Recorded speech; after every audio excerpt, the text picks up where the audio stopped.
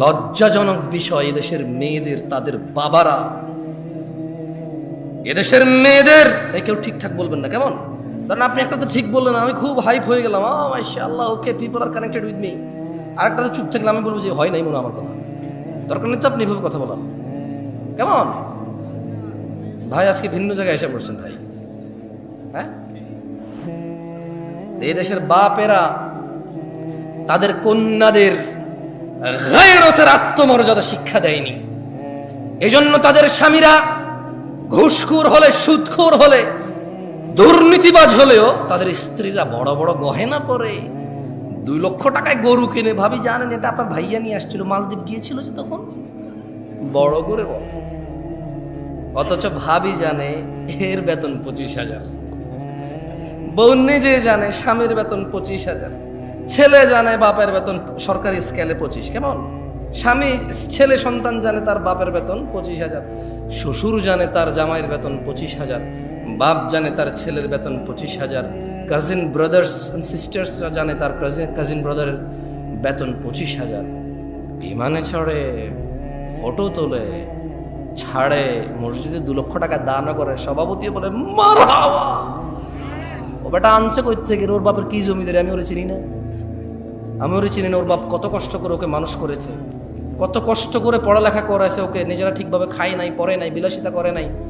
4টা ছেলের মধ্যে 3টা ছেলে, 2টা বিদেশ চলে গেছে, একটা শহরে কাজ করতে, 1 টাকায় পড়াশোনা করাইছে, কত কষ্ট করে ওকে পড়াশোনা করাইছে। এরপরে যে ও শিক্ষিত হয়েছে, বাপে গর্ব করে বলে ছেলে মাস্টার ডিগ্রি পাস করেছে, অনার্স মাস্টার্স কমপ্লিট করেছে, কত গর্ব করে বাপের মনটা শান্তি হয়ে ছেলে পড়াশোনা করছে। ওই ছেলের বেতন 25,000, এই ছেলে মসজিদে এসে 2 লাখ টাকা দেয়, ওর বাপের জমি বিক্রি করে দিয়েছে না। হ্যাঁ, মসজিদে ফ্যান এসি জরুরি হয়ে গেছে, ঘুষখোর সুদখোরের টাকায় করতে হবে। ছি ছি ছি ছি ছি, বেনামাজি এদেশের মসজিদের সভাপতি কোন সমাজে বসবাস করে? কি গায়রত, আত্মমর্যাদা কি ভাই? অমুসলিমরা কেমন আমি জানি না, মুসলমানদের যদি অবস্থা হয়ে যায়, আত্মমর্যাদা কাজ করে না, আত্মমর্যাদা। মসজিদের ইমাম দেখি যে নেতা নেত্রীর পিছিয়ে খুব লুতুপুতু করে, কেন ভাই? ইমাম মানি নেতা, ও কিসের নেতা? নেতা না আপনি, ওর নেতা ওর ভোটের মাঠে, ওর নেতা। এখন মসজিদ এটা আমি নেতা, আমি ইমাম। এখন জুমার খুতবা হবে, এখন ইমাম আমি, নেতা আমি, কোনো সভাপতির কথা আমার উপরে যেতে পারবে না, আমি পরামর্শ দেব। আর যদি আমার উপরে নেতৃত্ব দেওয়ার কেউ থাকে, ও খুতবা দেবে, কারণ বেশি যোগ্য মানুষ খুতবা দিলে মানুষের বেশি কাজে আসবে, ঠিক কিনা?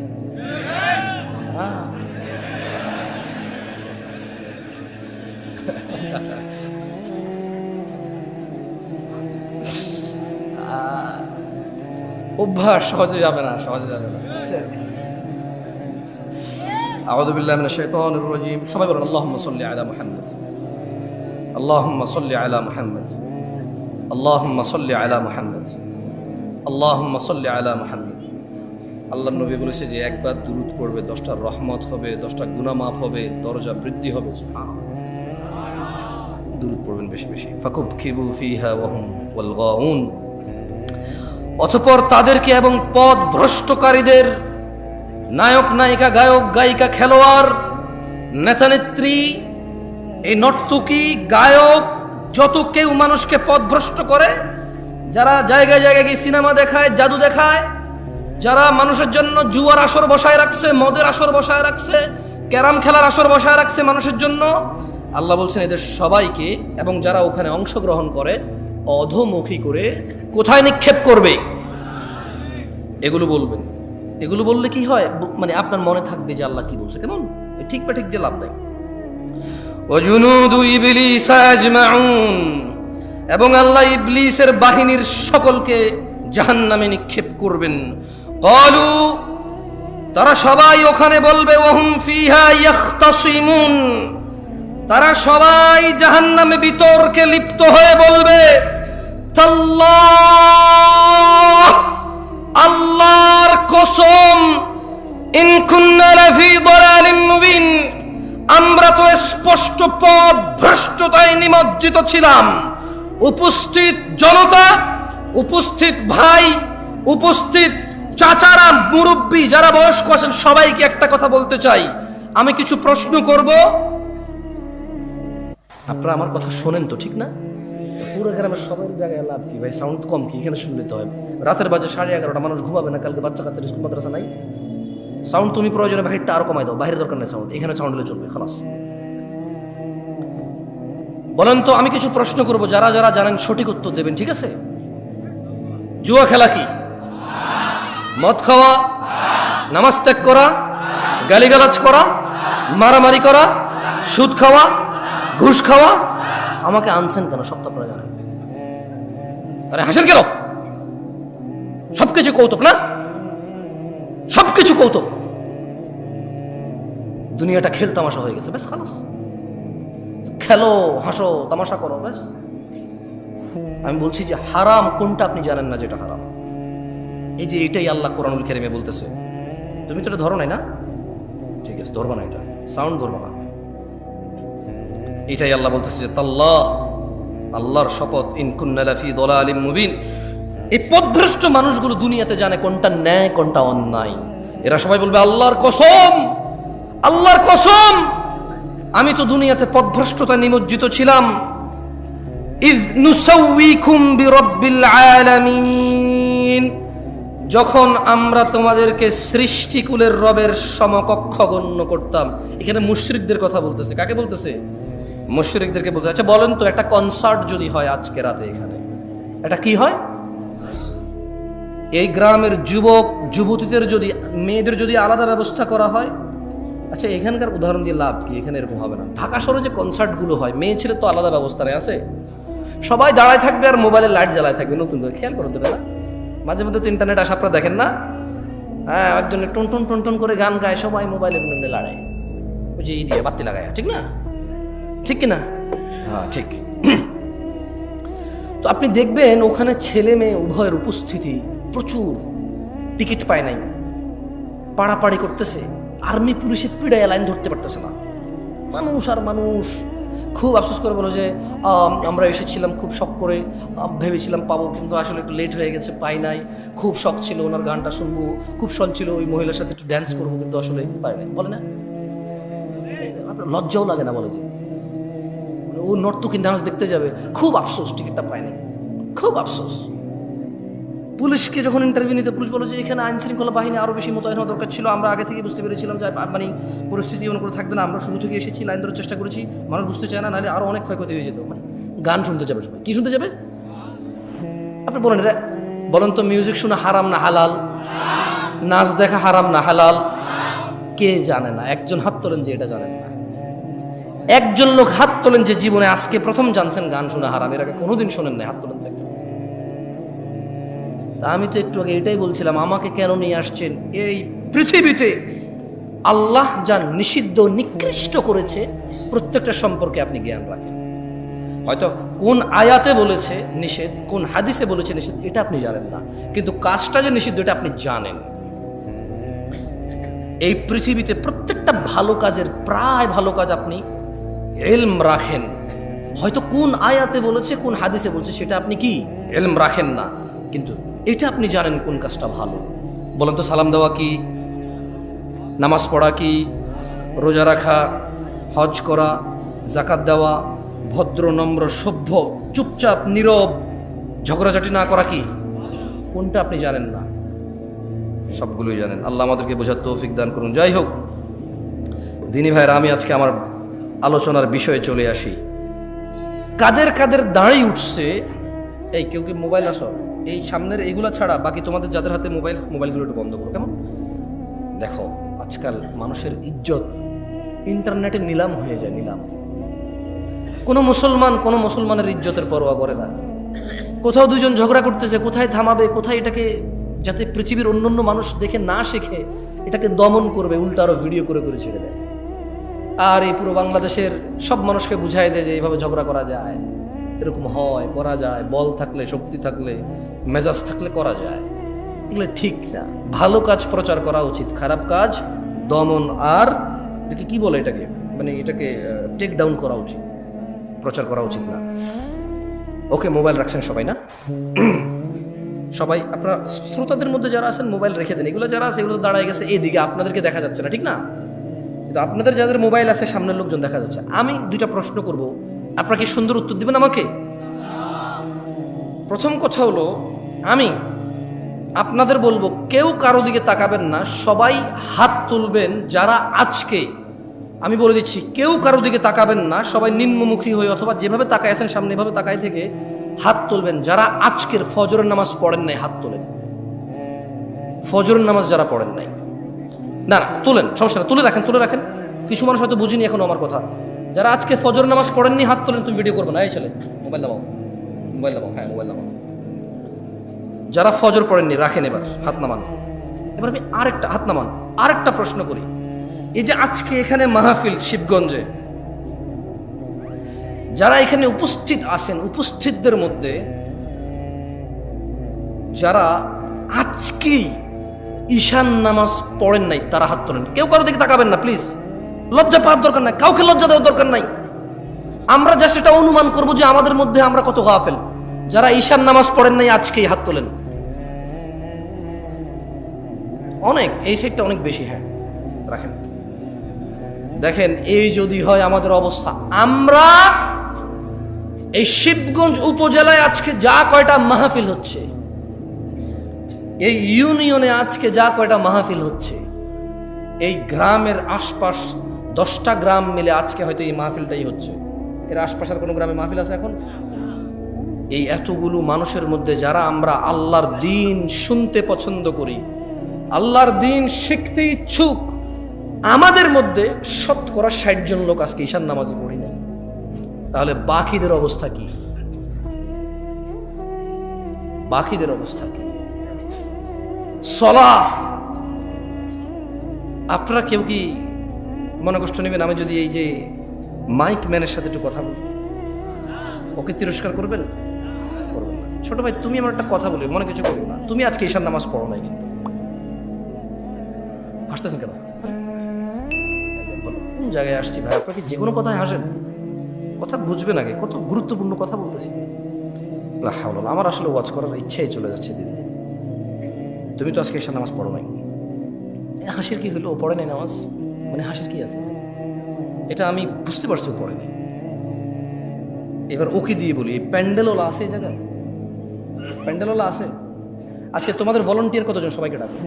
ওখান থেকে আমি মিনিমাম ছেলে পেলেকে বাইরে করবো যারা ঈশান নামাজ পড়ে নাই। সব বাইরে আছে না?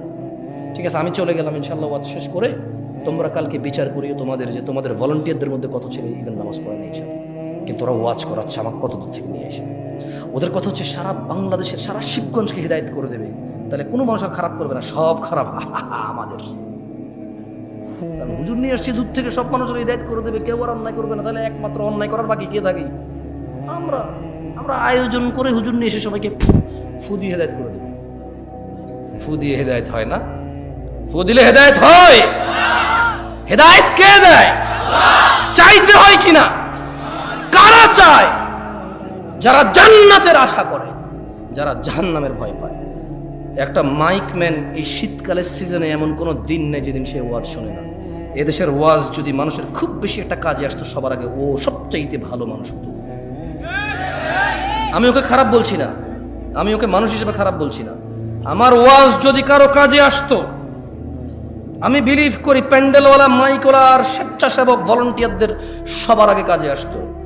কিন্তু আমি দেখেছি এদেশের আয়োজকদের মধ্যেই বেনামাজি, ঘুষখোর, সুদখোরে ভরপুর থাকে। দু একজন ভালো থাকে, দু একজনের ইচ্ছা চেষ্টায়, বাকিরা, হ্যাঁ বাকিরা যে সাড়া দেয় এটার জন্য তারা নেকি পাবে যদি তারা নামাজি হয়ে মরে। আর বেনামাজি মরলে উঠলে হিসেবেই আসবে না। আল্লাহ আমাদের বোঝার তৌফিক দান করুন। তোমাদের যাদের বয়স, মানে যাদের দাড়ি উঠেছে এবং দাড়ি শেভ করো তোমরা যারা, কেমন, আমি তোমাদের, যারা তোমরা শেভ করো তারা তোমরা হাত তোলো। মানে যারা দাড়ি কাটো তারা হাত তোলো তো একটু, কতজন সংখ্যা? সব কথায় দেখি হাসে আপনাদের এলাকার মানুষ, আমি বুঝলাম না জিনিসটা। সব কথায় হাসে। তুমি তো দাড়ি কাটো, হাত তুলছো না কেন? এই কেউ ভিডিও করবে না, কেউ ভিডিও করবে না। তোমাদেরকে বলছি যে মুসলমানের ইজ্জত আমানত তোমাদের কাছে, তারপরে তোমরা ভিডিও করতেছো কেন? লজ্জা দিচ্ছ সবাইকে। এটা কি বিক্রি করবে ফেসবুকে? ফেসবুকে মানে মুসলমানদের ইজ্জত ফেসবুকে বিক্রি করে দিবা? হাত তোলো যারা শেভ করো, দাড়ি কাটো যারা, ছোট করো, শেভ না ছোট করো, এই একটু সাইজ করো যারা, তারাও তোলো, তোলো তোলো তোলো তোলো। হাত নামাও, হাত নামাও। জান্নাতে যেতে চাও? তবে শোনো, শিবগঞ্জের মানুষ 20 মিনিট কথা বলবো, আর ইনশাআল্লাহ সর্বোচ্চ 20 মিনিট কথা বলবো ইনশাআল্লাহ। দেখো তোমার জান্নাতে যাওয়ার জন্য কোনো কিছু পাও কিনা, যেটা তোমার মানতে ইচ্ছে হবে, যেটা তোমার শিখতে ইচ্ছে হবে, করতে ইচ্ছে হবে, আর জান্নাতে যেতে ইচ্ছে হবে। قال الله تعالى إن الدين عند الله الإسلام, নিশ্চয়ই আল্লাহর কাছে একমাত্র মনোনীত দিন হচ্ছে ইসলাম। وما اختلف الذين أوتوا الكتاب إلا من بعد ما جاءهم العلم بغيا بينهم, আর যাদেরকে কিতাব দেওয়া হয়েছিল তারা কেবল নিজেদের পরস্পরের নিজেদের ঝগড়াঝাটির বলিবশত হয়ে বিদ্বেষ পোষণ করেছে। তাদের কাছে জ্ঞান আসার পরেও জানা করা কি, দাড়ি কাটা কি, সুদ খাওয়া কি, ঘুষ খাওয়া কি, মারামারি করা, বাপ মায়ের অবাধ্য হওয়া, নামাজ ত্যাগ করা, গালিগালাজ করা।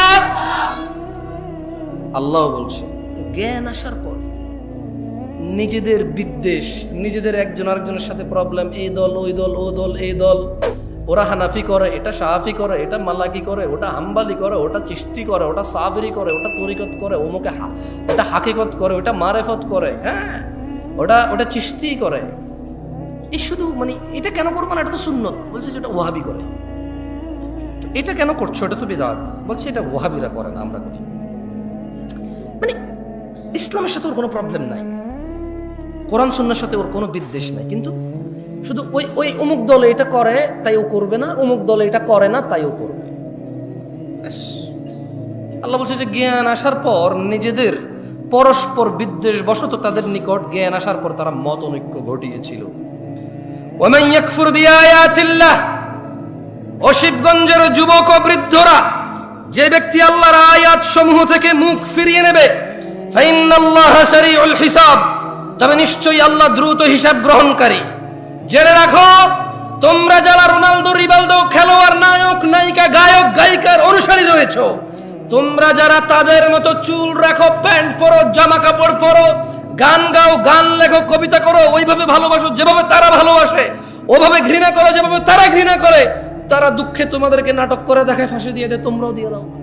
তারা তোমাদেরকে নাটক করে দেখায়, তারা ভালোবাসলে দুনিয়ার সবার সামনে বলে যে, সবার সামনে বলতে পারি আমি তোমাকে ভালোবাসি, তোমার লাজ লজ্জা শরম সব বেঁচে খেয়েছো, কারণ নাটকে দেখেছো সে ভালোবাসে, তার প্রেমিকার হাত ধরে দৌড়ায় চলে গেছে সবার সামনে দিয়ে, তুমি দৌড়াও। তুমি দেখেছো নাটকের নায়ক পার্কে গিয়েছে, তার প্রেমিকাকে নিয়ে বাদাম খাচ্ছে হেঁটে হেঁটে, তুমিও এখান থেকে একদিন ছুটি পেয়ে বান্ধবীকে বলো হ্যাঁ তুমি চলে আসো, আমি আসতেছি।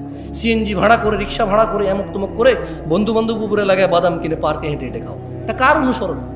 আল্লাহ নবীর অনুসরণ? এটা শিখাইছে কে বলো তো?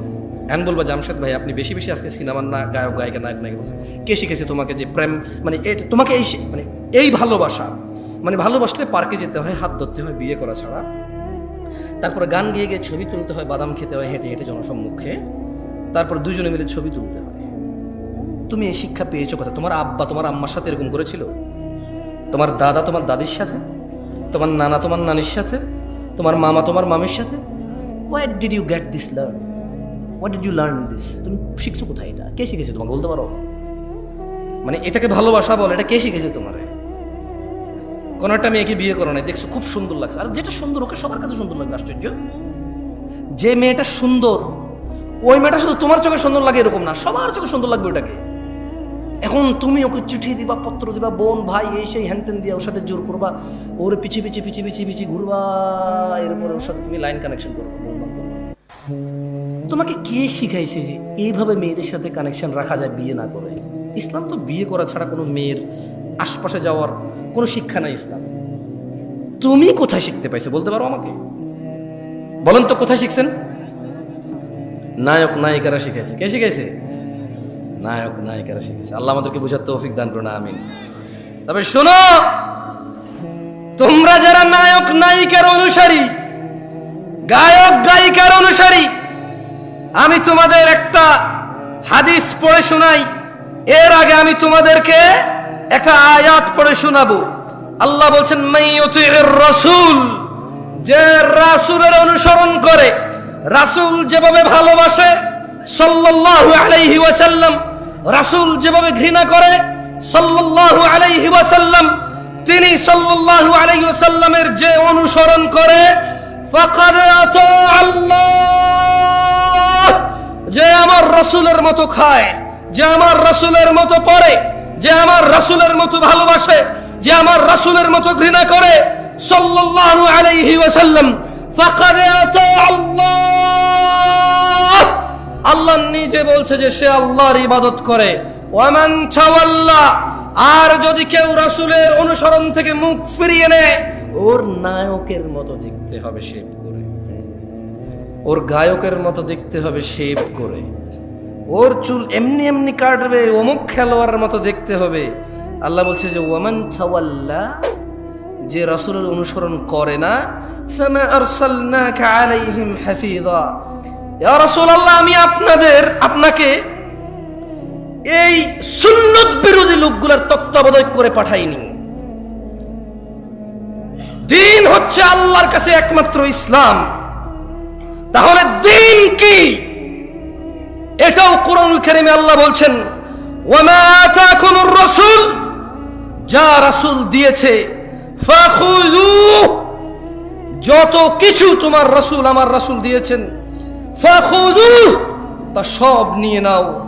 ওয়ামা নাহাকুম আনহু, যত কিছু থেকে নিষেধ করেছে, ফান্তাহু, তা থেকে তোমরা বিরত হও।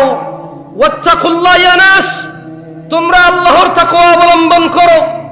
ইন্নাল্লাহা শাদীদুল ইকাব, নিশ্চয়ই আল্লাহ শাস্তি দানে অনেক কঠোর। দিনী ভাইরা, রাসূল সাল্লাল্লাহু আলাইহি সাল্লাম কি দিয়েছে বলতে পারেন কেউ? অনেক কিছু দিয়েছে। কতটুকু আমি একটু পড়ে শোনাবো আপনাকে, একটা হাদিস শোনাবো।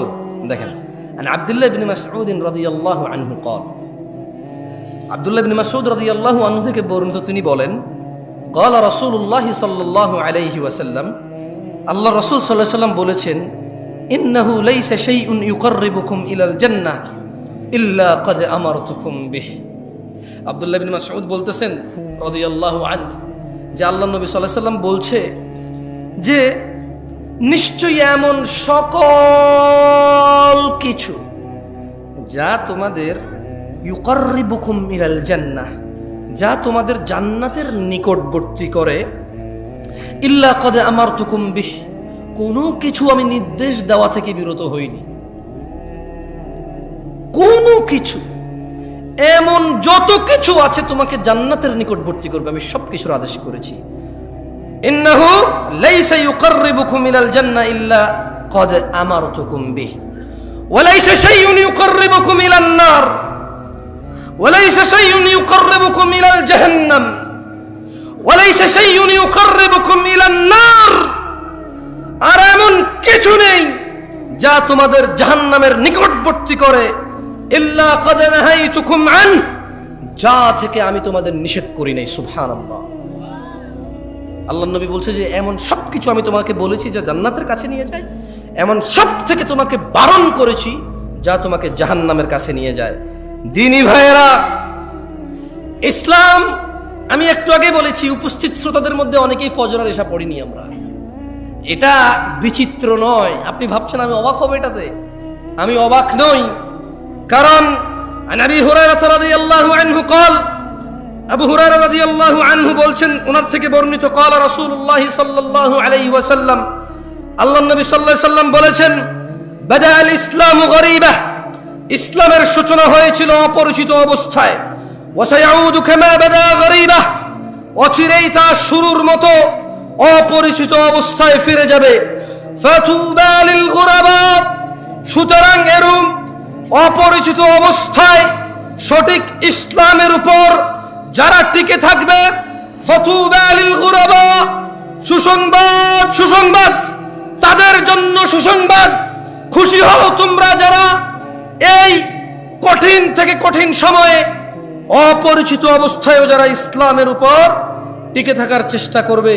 আল্লাহর নবী বলছে ফাতুবা লিল গুরাবা, সুসংবাদ তাদের জন্য যারা এরূপ অবস্থায় ইসলামের উপর টিকে থাকবে। আপনারা কারা কারা আল্লাহর ভালোবাসা পেতে চান? আসলে আল্লাহর ভালোবাসা পেতে চান? তাহলে টাকনুন নিচে প্যান্ট পরে আর দাড়ি শেভ করে নামাজ মিস করে হবে না, নামান। আল্লাহ বলছেন কুল, ও মুহাম্মদ সাল্লাল্লাহু আলাইহি ওয়াসাল্লাম, আল্লাহ বলছেন যে কুল, আপনি বলেন, ইন কুনতুম তুহিব্বুনাল্লাহ, যদি তোমরা আল্লাহকে ভালোবাসো। আমরা কি আল্লাহকে ভালোবাসি? ভালোবাসি আল্লাহকে, জান্নাতের মালিককে ভালোবাসি, বিচার দিনের মালিককে ভালোবাসি, জাহান্নাম থেকে উদ্ধারকারীকে ভালোবাসি আমরা। তো আল্লাহ বলছে যে কুল, আপনি বলে দেন, ইন কুনতুম তুহিব্বুনাল্লাহ, যদি তোমরা আল্লাহকে ভালোবাসো, এই দাবি করো, ফাত্তাবিউনি, ও মুহাম্মদ সাল্লাল্লাহু আলাইহি ওয়াসাল্লাম, আপনি বলে দিন যে তাইলে আমি মুহাম্মদের অনুসরণ করো। কার অনুসরণ করতে? কার? দাড়ি কেটে ওনার অনুসরণ হবে? টাকনুন নিচে প্যান্ট পরে ওনার অনুসরণ হবে? দাঁড়িয়ে দাঁড়িয়ে চায়ের কাপ বাম হাতে খেয়ে ওনার অনুসরণ হবে? ডান পা দিয়ে টয়লেটে গেলে ওনার অনুসরণ হবে? ঘরে সালাম না দিয়ে ঢুকে গেলে ওনার অনুসরণ হবে? বাতি, ফ্যান, সুইচ এগুলো বিসমিল্লাহ বলে অন অফ না করলে ওনার অনুসরণ হবে? বিসমিল্লাহ বলে দরজা বন্ধ না করলে ওনার অনুসরণ হবে? তো তাহলে ওনার অনুসরণ হবে যদি আমরা ওনার সুন্নতকে পালন করি। আল্লাহ বলছেন ইউহিব্বুকুমুল্লাহ, যারা যারা রাসূলকে ভালোবাসো শুনে নাও, তোমাদেরকে আমি আল্লাহ নিজে ভালোবাসি। ওয়া ইয়াগফির লাকুম যুনুবাকুম, তোমাদের সমস্ত গুনাহ আমি ক্ষমা করে দেব। ওয়াল্লাহু গফুরুর রহিম, আর আল্লাহ হচ্ছে অত্যন্ত ক্ষমাশীল। দেখুন, আপনাকে একটা কথা বলি আমি, আউযু বিল্লাহি মিনাশ শাইতানির রাজিম।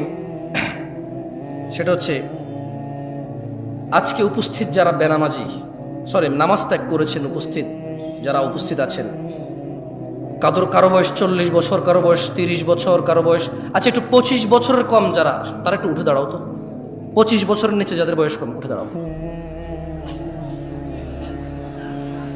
কম, আপনার দান পাবেন কোথা থেকে? সব তো ছাত্র, কালেকশন হবে না, সব তো ছাত্র, ছোট ছেলে মেয়ে। মাশাআল্লাহ, তাবারাকাল্লাহ। বসো বসো বসো।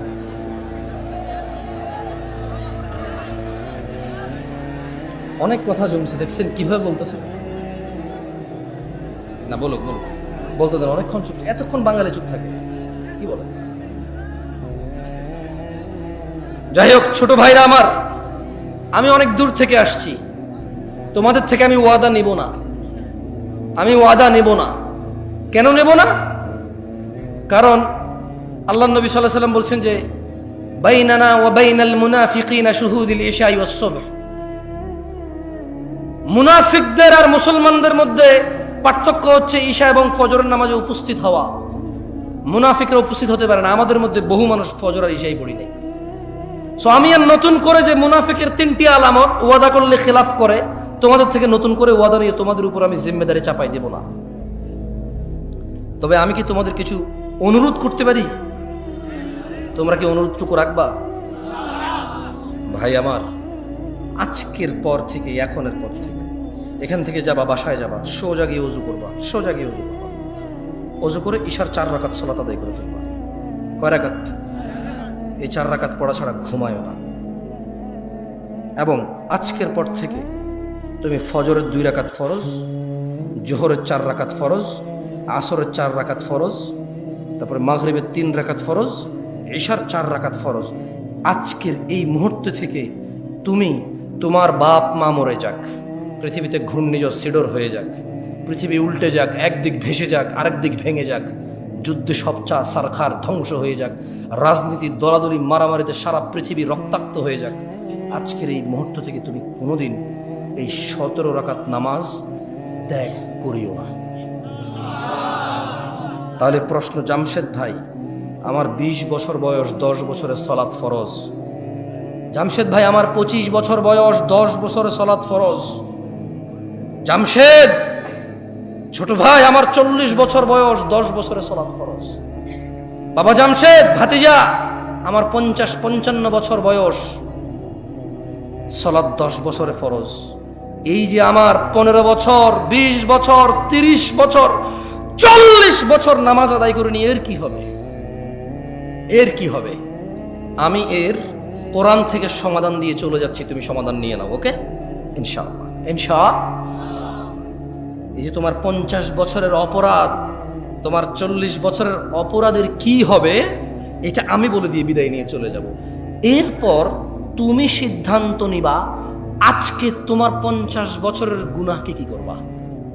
তুমি সিদ্ধান্ত নিবা আগামীকাল তুমি মুসলিম হয়ে বসবাস করবা নাকি অমুসলিম হয়ে বসবাস করবা, মুশরিক মুনাফিক বেঈমান হয়ে মৃত্যুবরণ করবা নাকি মুসলমান হয়ে মৃত্যুবরণ করবা। এটা তোমার সিদ্ধান্ত হবে। শোনো, যার যা অপরাধ আছে, অপরাধের ধরন আমি বলতেছি না, কারণ আল্লাহ অপরাধের ধরন বলে নাই। আল্লাহ বলছে ইল্লা মান তাব, অতঃপর যে তার যাবতীয় যত বড় হোক, যত ছোট হোক, যত জঘন্য হোক, যত নিকৃষ্ট হোক, যত বর্বর হোক, ইল্লা মান তাব। বোনরা আমার, মনোযোগ দিয়ে শুনবেন, ভাই আমার, সূরা ফুরকানের 70 নম্বর আয়াতে আপনার 50 বছরের গুনাহের সমাধান আছে। ইল্লা মান তাব, অতঃপর যে তওবা করবে, ওয়া আমানা, ঈমান আনবে, ওয়া আমিলা আমালান সালিহা, তওবা করবে, ঈমান আনবে, ভালো কাজ করবে। কয়টা কাজ? প্রথম, জোরে বলেন, প্রথম, পরে, এরপর তওবা করবে, ঈমান আনবে, ভালো কাজ করবে। আল্লাহ বলছেন ফাউলাইকা ইউবাদদিলুল্লাহু সাইয়্যাতিহিম হাসানাত। যদি কোন মানুষ তার অপরাধ যা খুশি হোক, যত খুশি হোক, তওবা করলো, ঈমান আনলো, ভালো কাজ করলো, পিছনের এই যে গুনাহ, আল্লাহ বলছে যে এটাকে শুধু মাফ করব না, এটাকে নেকিতে পরিবর্তন করব।